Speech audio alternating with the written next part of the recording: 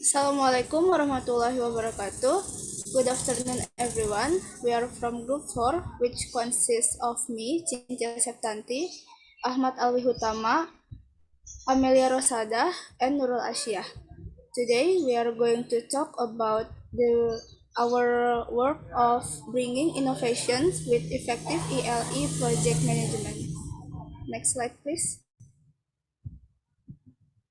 So our presentation today will be divided into three main parts. The first part is task 1, which talks about 10 innovations that have changed English language teaching. The second part is task 2, which talk about 10 trends and innovations in English language teaching for 2018.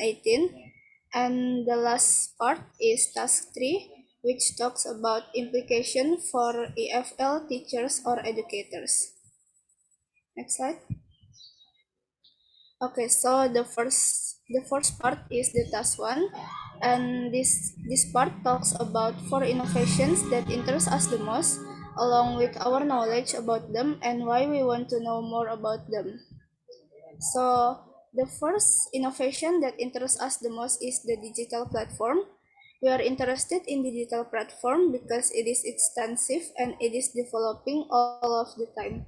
Therefore, there are many chances for us to explore more about digital platforms. There are a lot of digital platforms that we have used for learning so far.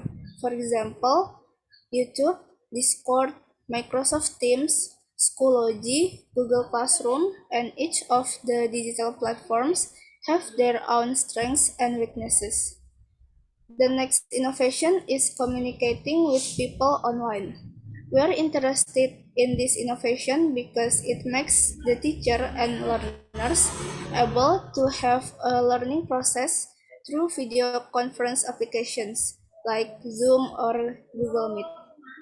And they are also often used by school during this pandemic COVID-19.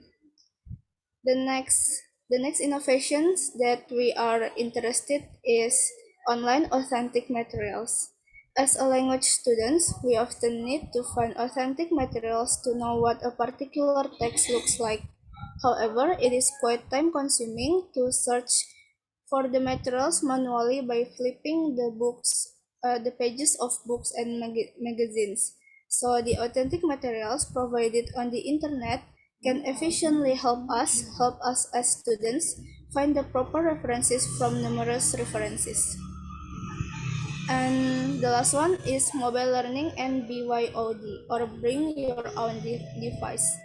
We are interested in mobile learning because mobile learning is able to make students learning whenever and wherever as long as they can use a smartphone. Despite its convenient size, gadgets like smartphones, laptops, and tablets have become great resources for students as they enable us to stay productive and keep updated of the current trends. The next, the next question will be presented by Amelia Rosadah. Okay, thank you, Cynthia. So the next question is, how much do we know about these innovations? So we already know about these innovation pretty well since they have been implemented when learning in classes, especially during this pandemic. And as we learn and have classes through online, we explore more and use these technologies throughout the time. And the last question is why we want to know more about this innovation and why we need to know about this innovation. And we think that we definitely need to know more about each of them and explore those innovation more because technology evolves throughout the time and those innovations might have improvement in the future. The next part will be presented by Nurul. Okay, so I'm here. I'm going to discuss task 2. The first question is, which innovation discussed in the first article do you think has affected each of the 2018 trends or innovation? Okay, the first innovation that is discussed in the first article is digital platform innovation. And the second one is the learning and teaching management platforms innovation, because there are platforms specifically for learning and teaching management, and they give learners an online way to find handouts, continue classroom discussions, and submit homework. And then the second one is mobile learning. Mobile learning plays a great role as the tool for a more interesting way of learning, as teachers may provide fun and engaging learning through their smartphones. Moreover, teachers can also use online learning resources for the learning process. So both teachers and students have more various learning sources and not only rely on textbooks. The second question, according to your knowledge, have these trends or innovations been replaced with new ones? If yes, what are the new ones you know? According to our knowledge, the trends or innovations have not been replaced with new ones, as they are still relevant to this day. The trends or innovations are improving but not being replaced yet. And then the third question, browse the Kemendikbudristek and Direktorat GTK social media pages for information on current trends in Indonesian school context with focus on EFL teaching and learning. And what we have found from the social media pages is that the current trend in Indonesian school context with focus on EFL teaching and learning is having the learning account from belajar.id that can access various Kemendikbudristek platforms that support the learning and teaching process becoming easier, more effective, and interactive, such as the advanced access to using Google Meet, Google Drive, and Google Forms. And the next one is task 3, and it will be presented by Alwi. Okay, thank you, Nurul. The next is task 3 about implication for EFL teachers or educators.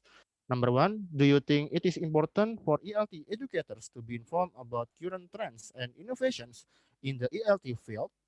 The changes for ELT educators to consider and why? Yes, we think it is important for ELT educators to be informed about current trends and innovations in the ELT field because these innovations can help us as educators in order to make the learning process more engaging and also develop the students' technology and literacy skills. And number 2, with reference to your responses to task 1 and task 2, what do you think the implication of those innovations to you as a prospective EFL teacher? And what do you think you need to do in response to them? And we think that the implication of those innovations to us as prospective EFL teachers is that technology is very useful and beneficial in the teaching and learning process. And as prospective EFL teachers, we have to learn how to handle and make use of those innovations in order to support the teaching and learning process. I think that's all for our presentation. Thank you for your attention. Wassalamualaikum warahmatullahi wabarakatuh.